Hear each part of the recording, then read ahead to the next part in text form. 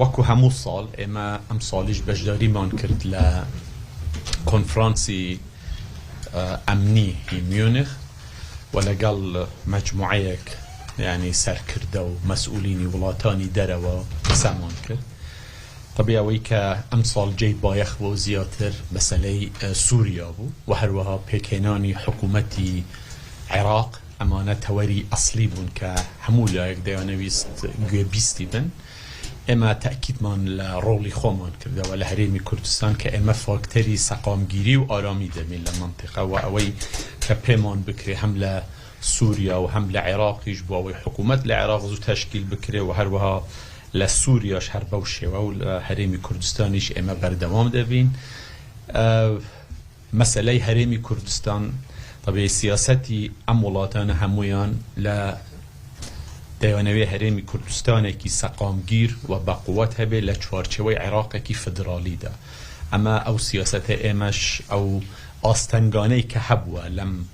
لەگەڵ بەغدا و لەگەڵ ئەو کێشانەی کە هەیە ئێمە لەم کوبوونەوەنە هەموو باسمان لەسەر کردووە و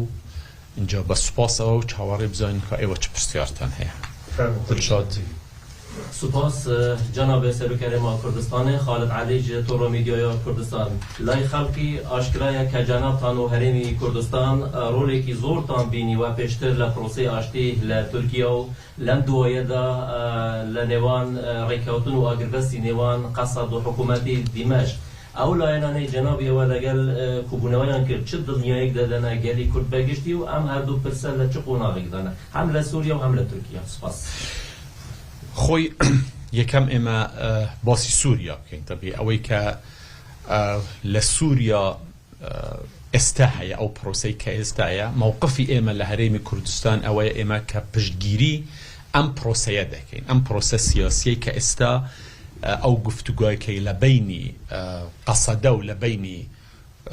حکوومەتی سووریا ئێمە دەمانەوێت طبعا لانە کوردیەکانی تریش حقیقەتەن هەمویان ئەنە کەسە و ئەوانەش بەشدار بن لەو گفتوگە سیاسیەی کە ئێستا لەگەڵ دیمەشق دەکرێتن.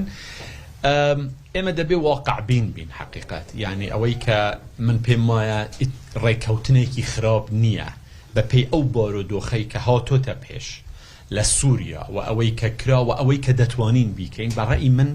ئەوەی کە ئێستا هەیە ڕێکەوتنێکی باشە. لەم ڕێکەوتنەدا مووقفی هەرێمی کوردستان ئەوە بووە کە بەردەوام لەسەر خەت بووە هەم لەگەڵ تورکیا و هەم جەنابی سەرۆک بارزانیش لەگەڵ سەرۆک شەرع، یعنی بە بەردەوام ئێمە قسەمان کردووە. سیاسەتی ئێمە دەمانەوێ بە شێوەیەکی گشتی دەمانەوێ ئەم ڕێکەوتنە بە شێوەیەکی تەواو وەکو خۆی جێبەجێ بکرێ و ئارامی و سەقامگیری بگەڕێتەوە. ئەوەی کە ئێمە زۆر جەختی لەسەر دەکەین ئەمەیە مافی کورد و نەک تەنها کورد و هەموو پێکهاتەکانی تر پێویستە لە دەستوری سووریا لە ئایندەدا ئەمانە هەمووی جێگیر بکرێن و ئەمە گەرانتیەکە بۆ ئەوەی هەموو لایەک هەست بە دڵنیایی بکاتن. ئەوەی کە ئێمە مەبەسمانە و هەموو لایەکیش تەشجیع دەکەین کە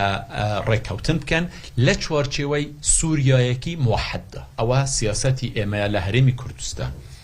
بەنسبەت مەسەلەی ئاشتی ئەوەی کە جەنابەت پرسیارت کرد نسبەت پرۆسەی ئاشتی، هەتا ئەم لەحزەیەش من پێم وایە و ئەوەی کە دەبینین ئەمە پرۆسەیەکی زۆر جددیە و تورکیا بە جددی دەیەوێ ئەم کێشەیە حەل بکاتن. من هیوادارم ممکنە پرۆسەکە تۆزێک بەهێواشی بڕوە، یعنی خەڵک گلەیی لەوە هەبێ کە زۆر بەهێواشی دەڕوە، ئەوەیان ڕاستە. بەڵام ئەوەی کە مهمە هەموو لایەک ئیلتیزام بکەن بەوەی کە ئەم پرۆسەیە سەرکەوتوو بێ. مووقفی هەرێمی کوردستان ئەوەیە ئێمە بە سوپاسەوە دەڕوانینە جهودی هەموو لایەک بە تایبەتی دەوڵەت باخچەلی، یعنی ئەوەی ئەو جهودی کە سەرفی دەکاتن لەم مەسەلەیە و هەروەها بەڕێز عەبدوڵڵا ئۆجەلان ئەمەی کە ئێستا دەستی پێکردووە ئێمە هیوادارین بگاتە ئەنجام و پەکەکەش واضحە کە دەبێت چ بکات. پەکەکە ئەوەیە کە دەبێت ئەو داواکاریەی سەرۆک ئۆجەلان ئەوەی کە هەیە لە پەکەکە کە دەبێت ئەم داواکاریانە جێبەجێ بکاتن. ئێمە پشتگیری لەم پرۆسەیە دەکەین، دەستخۆشی و سوپاس دەکەین بۆ ئەوانەی کە بەشدارن وطبعا لسروش همویانی شوا سپاس و پیزانین من بو جنابی سروک اردوغان که خودی خوشی پشتگیره که ام پروسه بگاد به انجامه کی باش. سپاس. کادنی چیوان مصطفی کنارهاش لدروی بابلن کنفرانسی میشن چک بستوی که کردستان هل سر پرسی پیکنانی حکومت پرسی شر حکومت کی ام چک بستو کدایدی خوی سیر کن یعنی راسته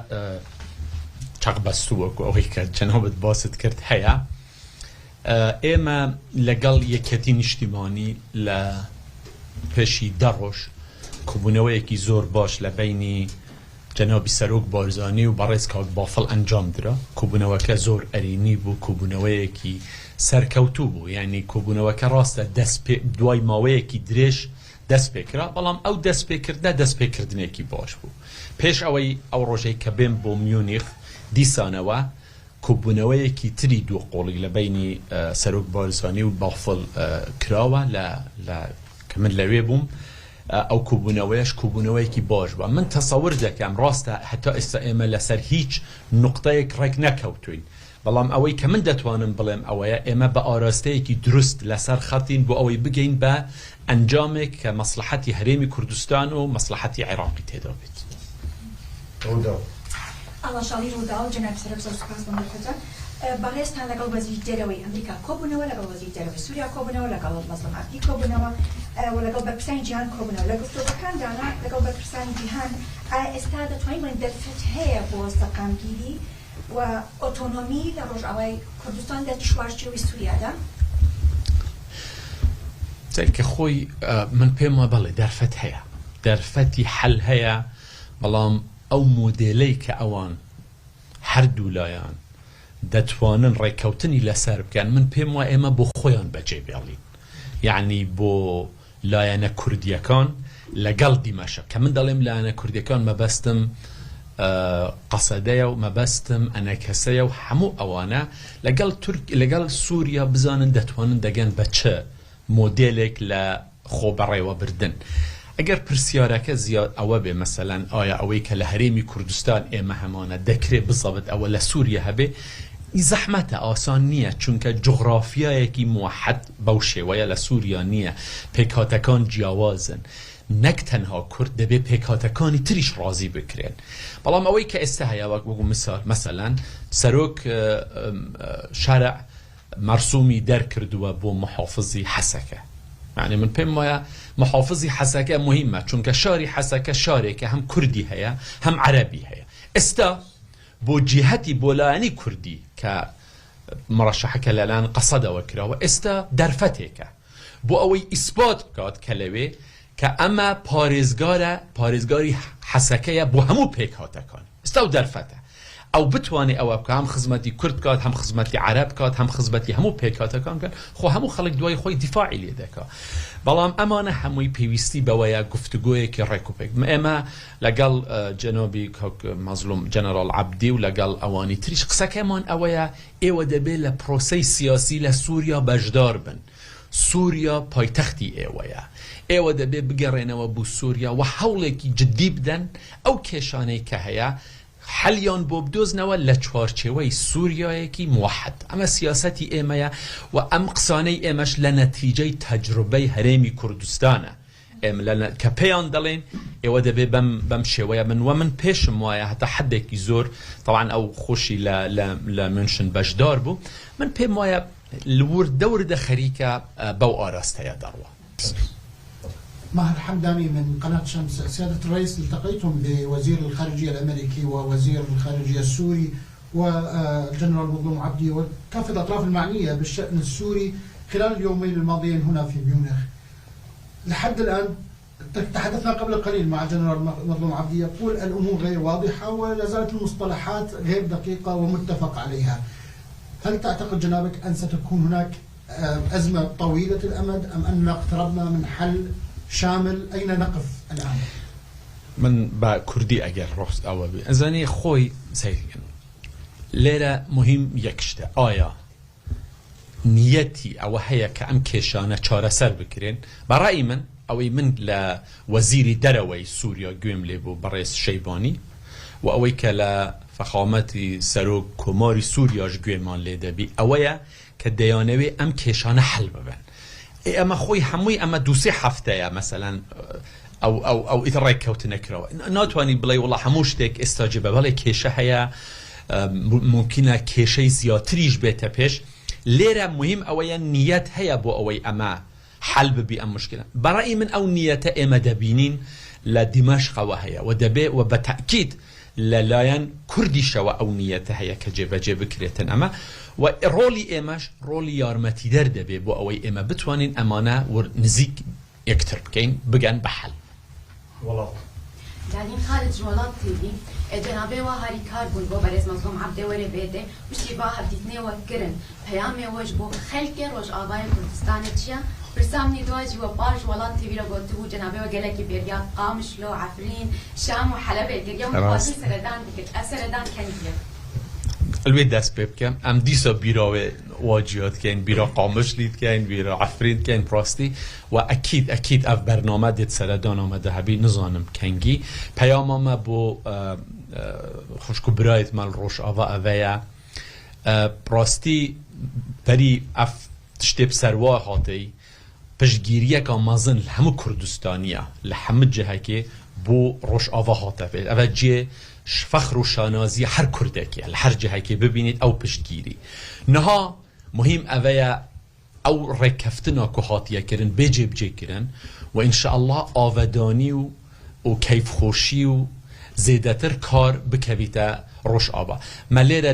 گەلێک کۆمپانیا و ئەوان وڵات حتا ئەڵمانیا و ئەوانە ئاخفتنامە سەر هەندێ بێ و لازمە هەنگ دەست بێجا وەختی هەندەیە پشتی vê ڕێککەفتنێ دەست ئاوەدانیە بکەین دەست خۆشگوزەرانیە بکەین و ئەس هیڤیا کەیفخۆشیە و سەلامەتیە و سەرکەفتنێ بۆ خەڵکێمە دکەم ڕۆژئاوا خاتونێ زۆر سپاس پشتی جام سەرۆک پشتیوان جاف لە پشتی نیوزەوە ئێمە دوێنێ چاپەکەوتەی تابەتمان هەبوو لەگەڵ وەزیری دەرەوەی هۆڵەندا بەڕێز داڤید ڤانڤیل ئەو بەیمەی وت کە ئەیانەوێت سووریایەکی سەقامگیر بێت بەڵام ڕێز لە مافەکانی کورد و پێکهاتەکان بپارێزن بەڕێستان کۆبڕوودان هەبوو لەگەڵ بەشێکی زۆری هەم ئەوروپیەکان هەم ئەمریکەکان ئەوانیش هەمان هەوڵێستان هەیە بۆ پاراستنی مافی کورد لە ڕۆژای کوردستان هەروەها ئەوروپا ئامادەیە ڕۆڵێکی گەورەتر ببینێت بۆ پشتگیریکردنی هەم یان لە ڕووی سەربازی یان سیاسی بۆ ڕۆژای کوردستان بە تەسەووری من پشتگیری سیاسی هەیە ئێمە کەس ئێستا بیر لە پشتگیری سەربازی ناکات لەوێ ئێمە پشتگیری لە بۆچوونێکی سیاسی دەکەین کە ئەم کێشانەی کە هەیە لە چوارچێوەی سووریادا حل بکرێن ئەوەی کە من لە وڵاتانی ئەوروپیش بینیم مووقفیان عینەن بەو شێوەیە ئەمانە دەبێت سەیری ئەوە بکەن ئەوەی کە مهمە لەم پرۆسەیەدا ئەوەیە ئایا دیمەشق چەند بەڵێنەکانی خۆی جێبەجێ دەکا پرسیاری دووهەم ئەوەیە ئایا لایەنە کوردیەکان و قەسەد و ئەوانیش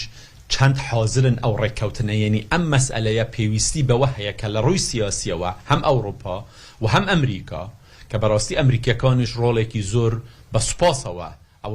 ڕۆڵێکی زۆر باشیان هەبوو و هەروەها جەنابی سەرۆک ماکرۆن ئەویش ڕۆڵێکی جددی هەبوو لەوەی کە ئەم ڕێککەوتنە بکرێت ئێستا هەموو لایەک هەز بە و بەرپرسیارەتیە دەکەن چۆنیەتی جێبەجێکردنی ئەم ڕێککەوتنە ئەوەی کە مهمە ئێستا لە ڕووی سیاسیەوە چۆنیەتی جێبەجێکردنی ئەم ڕێککەوتنەیە و ڕێککەوتنەکەش یعنی من دیسانەوە دەڵێم بەپێی ئەو واقعی کە دروست بوو لە ڕۆژئاوا ڕێککەوتنێکی خراپ نییە ڕێککەوتنێکی باشە کاکە ئێمە لە دەستوری عێراقدا کە ئێمە جەنابی وەختی خۆی کە 2005 بوو کەی بوو ئێمە نەمانگوت دەستورێکە هەموو مافەکانی ئێمە لەوێدا هەیە بەڵام بەشێکی زۆریش مافەکانی ئێمە لەوێدا هەبوون یعنی شتێک نەبوو بڵین بینی 0 و 199 هەیە ئەوەی ئێستاش لە ڕۆژئاوا ئەو ڕێککەوتنەی کە ئێستا هەیە ممکنە هەمووی تەواو نەبێ و بەدڵی ئێمە نەبێت بەڵام بۆ ئەو زۆرۆفەی کە لەوێ بەسەریان هات من پێم وایە ئەمە دەستکەوتێکە کە ئێمە وەکو کورد لە هەموو شوێنێک دەبێت پشتگیری بکەین و دەبێت هەوڵێکی جددیش بدەین کە ئەم ڕێککەوتنە جێبەجێ بکرێن زۆر سوپاس بەخێر بن سەر چاو زۆر مەمنون